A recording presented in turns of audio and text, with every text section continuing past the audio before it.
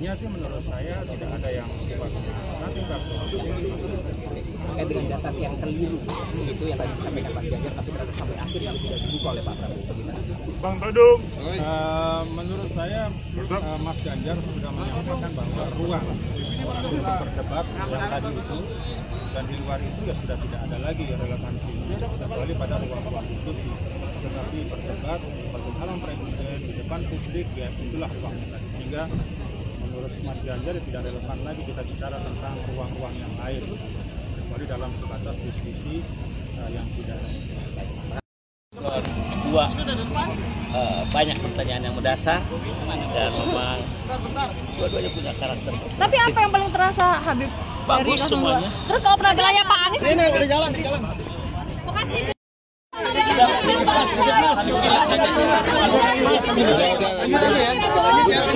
Bang. Sedikit, Mas. Di sini, Bang.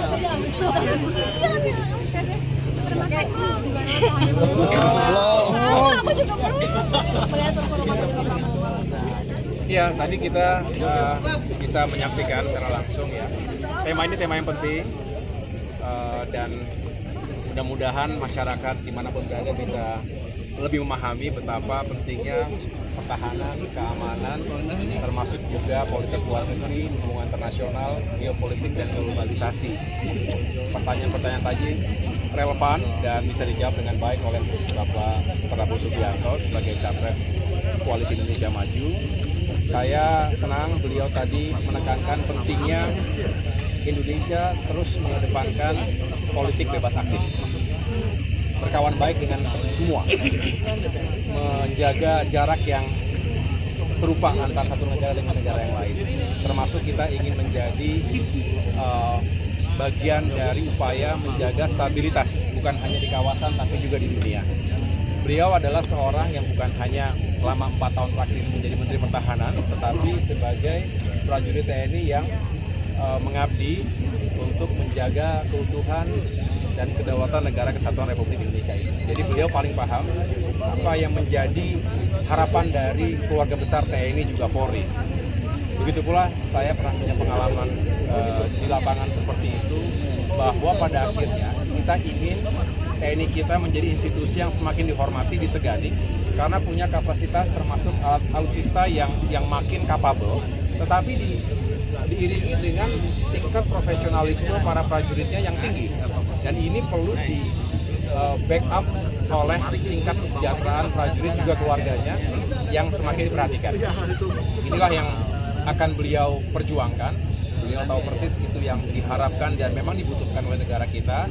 Dan sekali lagi saya merasa Pak Prabowo jika insya Allah terpilih menjadi presiden kelak akan menjadi seseorang yang memiliki wawasan yang utuh, komprehensif melihat negara di antara percaturan dunia, kemudian ingin membawa Indonesia menjadi pemimpin, bukan hanya sekedar tuan rumah dalam forum-forum yang berkelas dunia, tapi juga menjadi pemimpin dalam berbagai urusan multilateral, termasuk juga di ASEAN, karena Indonesia adalah negara yang besar, kita punya pengalaman yang baik di situ, punya sejarah yang baik, dan insya Allah Indonesia ke depan semakin dihormati dan disegani lagi. Mas Ahaye seperti apa membaca performa Pak Prabowo khususnya kepada Pak Anies ketika berulang kali menyinggung soal etika, lalu kemudian Pak Anies terlalu berambisi. Sebetulnya menurut saya untuk urusan itu agak kurang relevan dengan tema yang diangkat.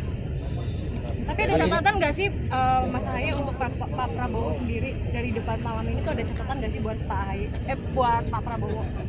Saya pikir kita semua menyaksikan bersama ya, dan yang jelas beliau punya komitmen yang besar dengan segala pengetahuan, pengalaman yang beliau miliki, tahu apa yang sudah baik yang bisa dilanjutkan, tapi juga beliau adalah orang yang fair, yang saya tahu beliau selalu mengatakan ada yang belum baik, ada yang perlu diperbaiki, ada yang perlu ditingkatkan, dan beliau selalu mengatakan kita nggak perlu ragu untuk melakukan itu. Dan disinilah saya senang, itu juga mengapa Demokrat sekarang berada bersama Pak Prabowo, karena saya tahu beliau memiliki prinsip bahwa yang sudah baik dilanjutkan, tapi ada yang belum baik kita perbaiki bersama. Memastikan saja Cukup ya, makasih.